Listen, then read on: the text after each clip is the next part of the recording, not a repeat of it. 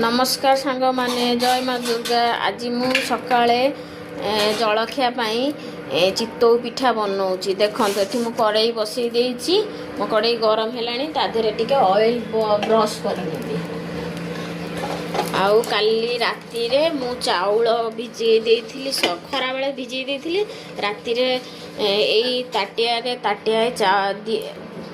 गोटे दी ताटिया चाउल आउ 1.5टा नड़िया आउ ता देहरे सोढ़ा पकई ग्राइंडर कर नहीं राति सारा छाड़ी देइथिली। आउ एबे सकाळे पिठा बनाऊँगी। देखंतु मो पिठा केमिति सुंदर भावे फुलुची। एमती देदेबे टिके ब्रश तेल करी तापरे ढाकुणी घोड़े देई अल्प टिके पानी चारिपटे बुलेई देबे। गैस टाको टिके सिम कर देबे मिनिमम 10 मिनिट पाई। 10 मिनिट पर ढाकुणी खोली देखिए सुंदर चितौ पिठा हो जाइए। 10 मिनिट एबे मु छाड़ी दउछि। देखंतु एठी मोर 10 मिनिट हो जाइए।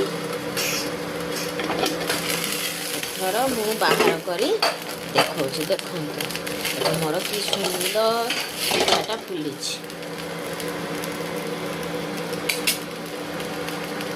यही भावे आपण पिठा बनइबे। देखंतु ये मोर चितौ पिठा यही भावे आपण बनई करी खांतु। आउ मते कमेंट रे जणातु केमिति लागुछि। रहिली नमस्कार। जय माँ दुर्गा।